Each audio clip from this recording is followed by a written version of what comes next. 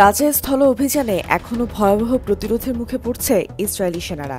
সেখানে বিভিন্ন ফ্রন্টে প্রতিদিনই শত্রু সেনাদের সাথে যুদ্ধ চালিয়ে যাচ্ছে ফিলিস্তিনিদের স্বাধীনতাকামী গোষ্ঠীগুলো। ১ জুন শনিবারেও ফিলিস্তিনি প্রতিরোধ গোষ্ঠীগুলো দিনভর তাদের অপারেশন চালিয়ে গেছে। এদিকে আল কাসাম ব্রিগেডের যোদ্ধারা নেটজারিমে ইসরায়েলি সেনা ও তাদের সামরিক যানবাহনে মর্টার শেল দিয়ে বোমা বর্ষণ করে। এছাড়া রাফার তাল জোরব এলাকায় মর্টার শেল দিয়ে ইসরায়েলি সেনা ও তাদের সামরিক যানবাহনকে টার্গেট করে হামলা করে তারা। একই সাথে রাফার জর্জ জংশনের কাছে একটি ইঞ্জিনিয়ারিং ইউনিটে রাদিয়া বিস্ফোরক ডিভাইস ব্যবহার করে হামলা চালানো হয়। ১ জুন আল আকসা শহীদ ব্রিগেডেও বেশ কিছু সফল অপারেশন চালিয়েছে। তাদের যোদ্ধারা গাজার নাসার গোল চত্বরের কাছে একজন ইসরায়েলি সেনাকে ছুরিকাঘাত করে। রাফার তাল জোরবে ২টি সুয়াত বিস্ফোরক ডিভাইস ব্যবহার করে একটি ইসরায়েলি সামরিক ট্রুপ ক্যারিয়ার ও একটি D9 বুলডোজার উড়িয়ে দেয়। এছাড়া অধিকৃত পশ্চিম তীরের শহর নাবলুসের বালাতা ক্যাম্প ও জেনিনের কেফারদান শহরে মেশিনগান এবং বিস্ফোরক ডিভাইস ব্যবহার করে ইসরায়েলি বাহিনীর সাথে ভয়াবহ সংঘর্ষে জড়ায় তাদের যোদ্ধারা।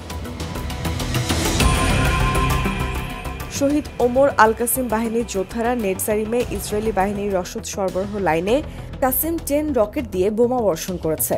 অন্যদিকে কেরেম শলম ক্রসিংয়ের আশেপাশে ইসরায়েলি সেনা ও তাদের সামরিক যানবাহনের সমাবেশকে টার্গেট করে 120 মিলিমিটার মর্টার শেল দিয়ে হামলা চালায় শহীদ আবু আলী মোস্তফা ব্রিগেডের যোদ্ধারা। এদিন আল কুদস ব্রিগেডের যোদ্ধারাও বেশ কিছু সফল অভিযান চালিয়েছে। গাজার তাল আল হাওয়ায় একজন ইসরায়েলি সেনাকে গুলিবিদ্ধ করে তারা। একই ফ্রন্টে ইসরায়েলি সেনাদের আরেকটি দলকে লক্ষ্য করে মর্টার শেল ছোড়ে তারা। এছাড়া রাফার তাল জোরাবের আশেপাশে ইসরায়েলি সেনাদের লক্ষ্য করে ভারী ক্যালিবার মর্টার শেল দিয়ে হামলা চালায়। ফিলিস্তিন মিশরীয় সীমান্তে ইয়াবনা ক্যাম্পের দক্ষিণে 60 ক্যালিবার স্ট্যান্ডার্ড মর্টার শেল দিয়ে ইসরায়েলি সেনাদের যানবাহনকে টার্গেট করে তারা। একই সাথে রাফার রায়েদের আশেপাশে অগ্রসর হওয়ার সময় বিস্ফোরক ডিভাইস ব্যবহার করে একটি ইসরায়েলি সামরিক যান উড়িয়ে দেয়। মুজাহিদিন ব্রিগেডের যোদ্ধারা রাফার আল সিনবাদ হলের কাছে অ্যান্টি আর্মার বিস্ফোরণ ঘটিয়ে একটি ইসরায়েলি D9 বুলডোজার উড়িয়ে দেয়। এছাড়া নেটজারিমে অবস্থানরত ইসরায়েলি বাহিনীর একটি দলকে টার্গেট করে এক ঝাঁক রকেট ছোড়ে তারা। এদিকে ১ জুন লেবানন সীমান্তে বেশ কিছু হামলা চালিয়েছে হিজবুল্লাহ। এদিন পূর্ব সেক্টরে 4টি সফল হামলার কথা জানিয়েছে গোষ্ঠীটি। আল বাগদাদির মিলিটারি সাইট ইফতা ব্যারাক, কিরিয়াত শমানো ও আল মানাস সাইটে ক্ষেপণাস্ত্র ড্রোন দিয়ে হামলা চালায় তারা। এদিন পশ্চিম ফ্রন্টেও যুদ্ধ চালিয়ে গেছে হিজবুল্লাহ। সোমেরা বসতি ও নেটুয়া বসতিতে অবস্থিত সামরিক ভবনে ক্ষেপণাস্ত্র দিয়ে হামলা চালায় তারা।